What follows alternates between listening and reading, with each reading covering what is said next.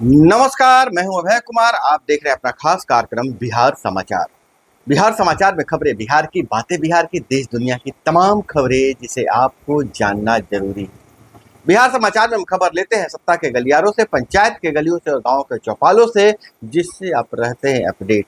बिहार समाचार में हम बात करेंगे सरकारी नौकरी, पंचायत और शिक्षक और एएनएम स्वास्थ्य विभाग से संबंधित खबरें। राजनीतिक गलियारों में क्या कुछ चल रहा है, इस पर चर्चा करेंगे। देश दुनिया का जानेंगे हाल।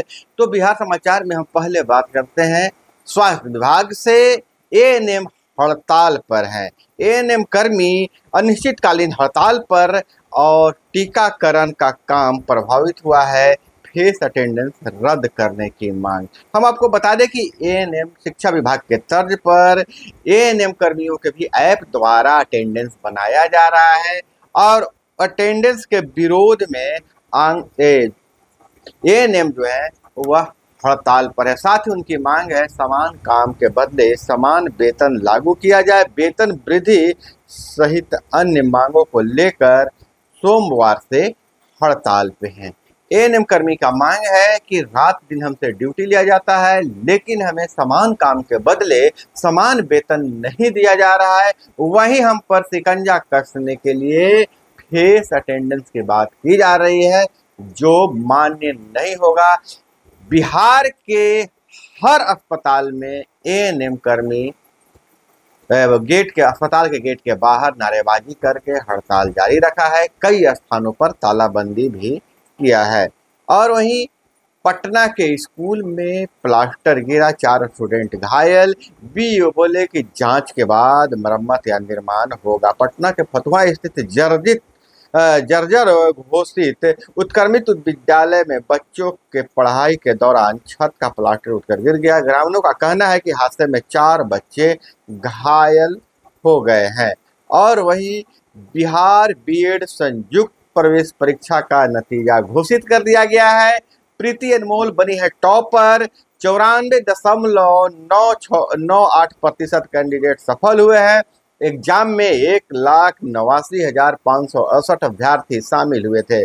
बिहार बीएड परीक्षा का रिजल्ट जारी हो गया है। इस परीक्षा में हाजीपुर के रहने वाली प्रीति अनमोल ने 102 अंक के साथ टॉप किया है। वहीं बांका के कुणाल और सिंह और पटना के बाढ़ के रहने वाले बुल्लू कुमार 100 अंक लाकर दूसरे स्थान पर रहे हैं। पटना से खबर आ रही है, पटना में स्कॉर्पियो से घूम घूम कर डकैती किया गया है और डकैतों के पास अत्याधुनिक हथियार थे, गैजेट थे। उनके पास नाइट विजन टॉर्च भी बरामद किया है।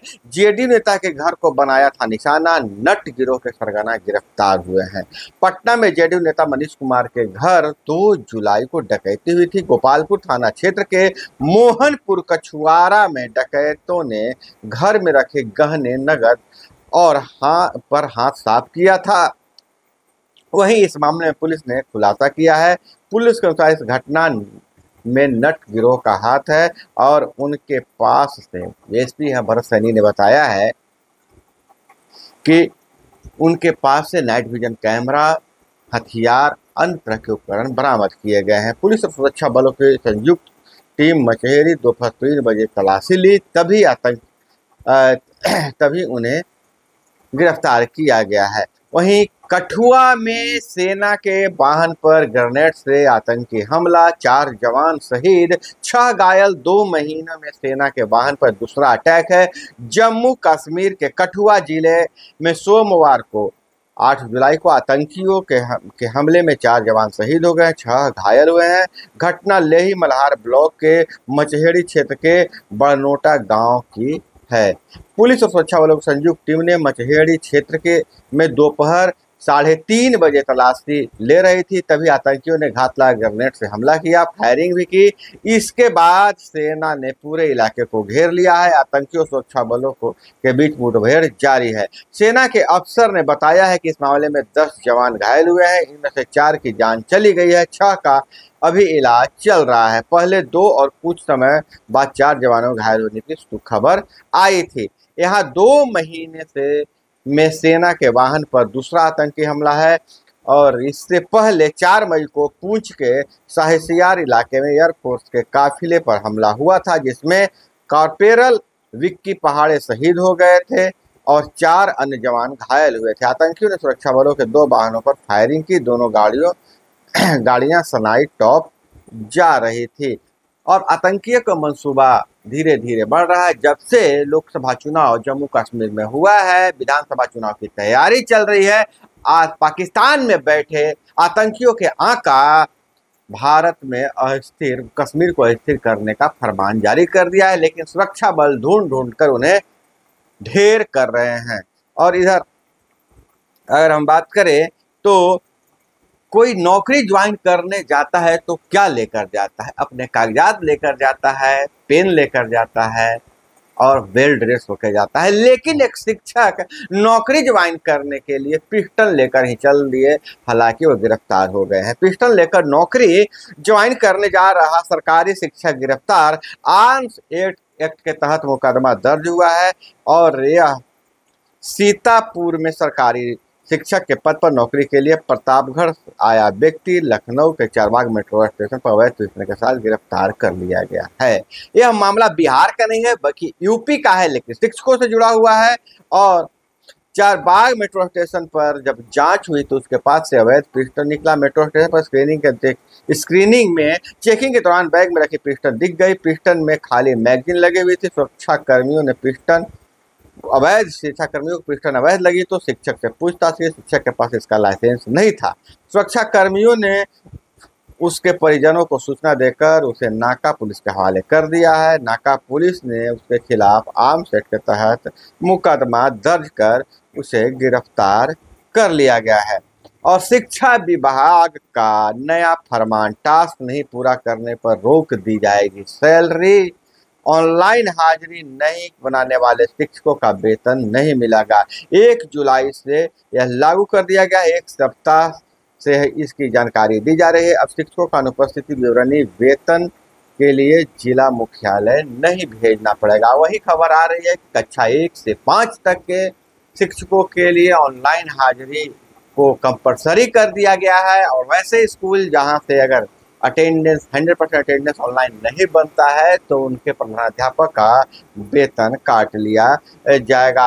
वहीं मध्याह्न भोजन के मेनू में बदलाव किया गया है। अब स्पेशल उनका मेनू बनाया गया है। उन मेनू में 6 चीज़ों पर ध्यान दिया गया है। चावल या गेहूं से बना होगा, मैदा का इस्तेमाल नहीं किया जाएगा। मध्याह्न भोजन में फल या दालों के साथ हरी पत्तेदार सब्जियों से बने ताज़ा खाना मिलेगा। खाने में 450 ग्राम कैलोरी, 12 ग्राम प्रोटीन होना चाहिए। खाने में स्थानीय स्वाद और पसंद का ख्याल रखा जाएगा। खाने में मौसमी फल सब्जियां अधिक से अधिक हो। उस दिन मेनू से अलग खाना हो जो स्पेशल डे होगा। तो यह स्कूलों में अब एमडीएम में खाना बनाने में अब इन शिक्षकों को और भार पड़ने वाला है। और अब गाइडलाइन जारी कर दिया गया है कि बच्चों को एमडीएम में कैसा खाना दिया जाएगा। वहीं पूर्णिया में उपचुनाव का शोर मचा हुआ है और तेजस्वी यादव ने वहां प्रचार के दौरान कहा है कि मोदी सरकार 5 सालों तक नहीं टिक पाएगी। और उन्होंने कहा कि मोदी की गारंटी में अगर इतना ही दम है तो नीतीश चाचा की गारंटी क्यों नहीं ले रहे हैं। उनका तंज कसा है कि मुख्यमंत्री किधर जाएंगे इसकी गारंटी क्या मोदी सरकार ले सकते हैं। वहीं अगर पंचायतों की अगर बात करें तो पंचायती विभाग से यह खबर आ रही है। हम बार बार बताते हुए भी थक जा रहे हैं, लेकिन आपको जल्द ही सूचना मिलने वाली है। पंचायती राज विभाग सोलर स्ट्रीट लाइट जो लगना है उसे लेकर एक बड़ा फैसला लेगी। और वहीं यह वार्ड क्रियान्वयन प्रबंधन समिति के खाते में जल्द ही राशि दी जाएगी। साथ नीचे पार्ट 2 योजना के तहत वार्डों में स्वच्छता अभियान चलाया जाएगा और जिसके तहत वार्डों में सौंदर्यीकरण के लिए राशि उपलब्ध कराई जाएगी। राशि कितनी होगी जल्द ही जानकारी मिल जाएगी और हम आपको बताएंगे। फिलहाल वह चिट्ठी अभी मेरे हाथ नहीं लगी है। और वहीं अगर बात करें कुछ सरकारी खबरों पर डाल रहे एडमिशन और नौकरी के हवाले से, खासकर शिक्षा विभाग के हवाले से, तो इंटर में नामांकन आज से प्रथम श्रेणी की सूची इंटर में नामांकन जारी हो गया है। प्रथम मेगा सूची के आधार पर 14 जुलाई तक मिलेगा मौका। अब 9 बजे बंद हो जाएंगे स्कूल का गेट, छुट्टी के बाद भी खोला जाएगा, यह निर्णय लिया गया है। और भाषा और गणित में शिक्षकों बच्चों को दक्ष बनाया जाएगा, जिसके लिए स्पेशल क्लास चलाया जाएगा। निपुण बिहार योजना से बच्चों को में बुनियादी शिक्षा कौशल की प्राथमिकता। शैक्षणिक सत्र 2026-27 तक विद्यालयों में 100% बच्चों को दक्ष बनाने का लक्ष्य रखा गया है। और बीपीएससी शिक्षकों के लिए भी कमेटी को दिए गए जाएंगे सुझाव, और शिक्षकों के हित में तय होगी नीति। 12 शिक्षकों प्रशिक्षित का वेतन लेने का आरोप। यह खबर आ रही है आपको किस जिले से है, सिवान से यह खबर आ रही है। और वहीं अगर हम बात करें तो बच्चों की कम उपस्थिति पर 31 जिलों के डीपीओ से स्पष्टीकरण पूछा गया है। और 7 शिक्षक पदाध्यापकों से स्पष्टीकरण मांगा गया है। मामले में कम उम्र में योगदान करने वाले शिक्षकों ने नहीं दिखाया था प्रमाण पत्र। 3 दिनों के अंदर प्रस्तुत करें स्पष्टीकरण, और अपना जवाब नहीं तो रूपात्मक कार्रवाई किया जाएगा। यह भी खबर सिवान से आ रही है। और यहाँ एक खबर एक और आ रही है मधेपुरा से। 350 बीपीएससी शिक्षकों पर गिर सकती है गाज। 9 और 10 जुलाई को शिक्षकों के कागजात की होगी जांच। डीईओ के कार्यालय में जांच के लिए कागजात जमा करने का निर्देश। बीपीएससी प्रथम चरण में 60% से कम अंक प्राप्त करने वाले शिक्षकों को प्रमाण पत्र की जांच की जाएगी। जांच में गड़बड़ी पाए जाने के बाद उन्हें नियुक्ति रद्द कर दी जाएगी। अभी क्या होता है, बीपीएससी 1 और बीपीएससी 2 में कितना धांधली हुआ है इस बहाली में, अब इसका खुलासा हो रहा है और धीरे धीरे शिक्षकों पर गाज गिर रही है। अब यह खबर एक और खबर जो आ रही है उस पर थोड़ी सी नज़र डाल लिया जाए तो खबर यह है कि स्कूल के समय अगर बच्चे सड़क पर दिखेंगे तो प्रधानाध्यापक से स्पष्टीकरण पूछा जाएगा।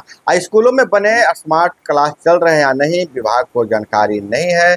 क्लास चलने के दौरान बच्चे बाहर दिखाई तो शिक्षा सेवकों की नौकरी चली जाएगी।